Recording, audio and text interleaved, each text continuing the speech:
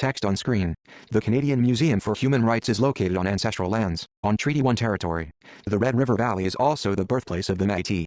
The water in the museum is sourced from Shoal Lake 41st Nation. I believe that art transcends spaces.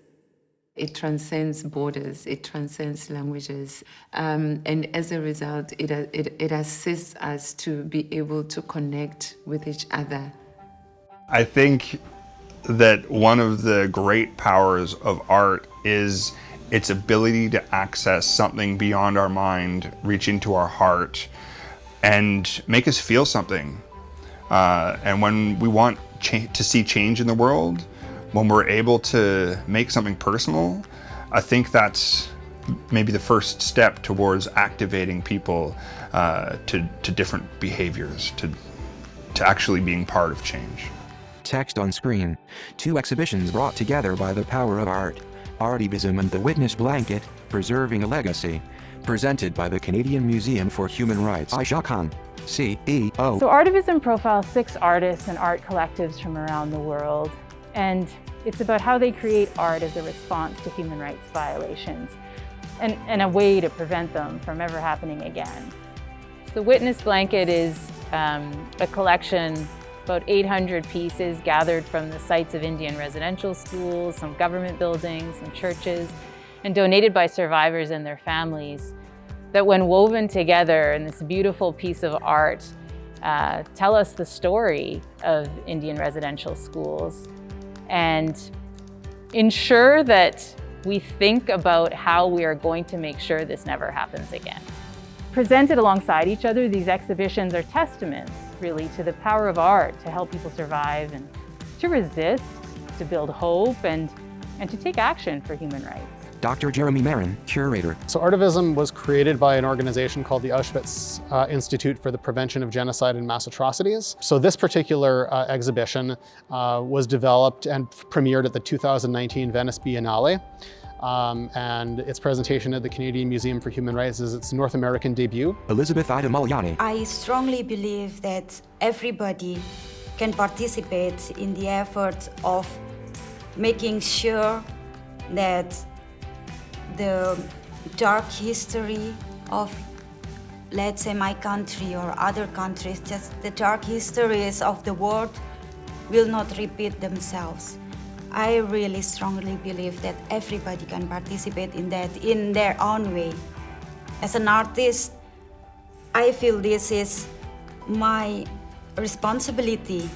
Art for me is a space to create conversations, and for me to have a conversation, and for me to create space for other people to have a conversation. Art has a way of confronting the past without reliving it, bringing people in who perhaps normally would just like close their eyes or shut out their ears. Text on screen. Artivism reveals the personal, emotional, and historical realities of mass atrocities, but also the power of individuals to prevent them.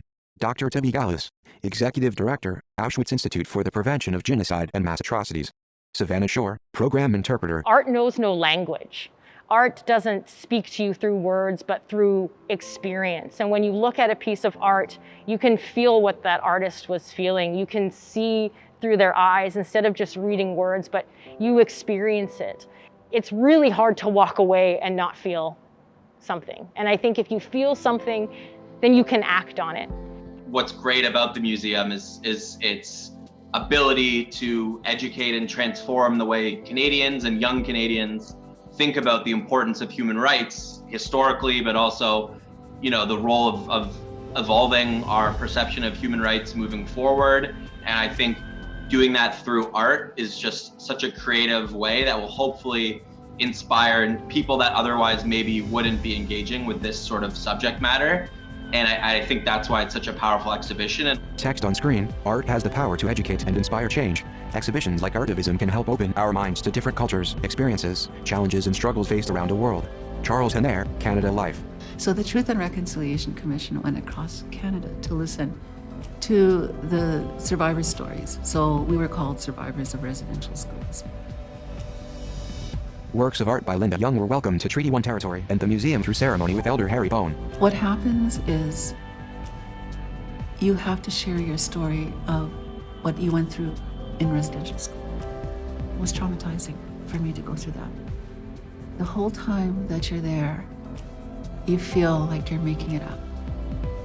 Because everything that we learned in residential school about who we were or how we were rejected, like you're lazy, you're a liar, you're a thief, you're a drunk, you're all these things.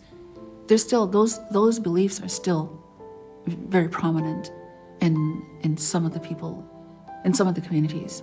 When I'm creating artwork, I don't have that doubt. I know why I'm doing what I'm doing. Like, I really believe that the work becomes, in the process, the work becomes what it needs to become. It tells the story that needs to be told. Text on screen, Master Carver Carrie Newman, High Elf and Gem Artist, Witness Blanket. For me, the Witness Blanket has always been about telling truth, about recording truth. So first and foremost, what I hope people get when they come to see it is a sense of that truth, the collective truth that is held by all of those pieces and all of the stories. That if it's settler folks who are not familiar with the history that we have in Canada of residential schools, of colonialism, that it becomes an illustration and marks a point where they shift from not knowing to knowing. And when it comes to Indigenous people who have invariably been affected by these things, I hope that they see that care, that love, that these things are interconnected. The schools, the reserve systems, the displacement, these have all been part of intentional removal of Indigenous presence.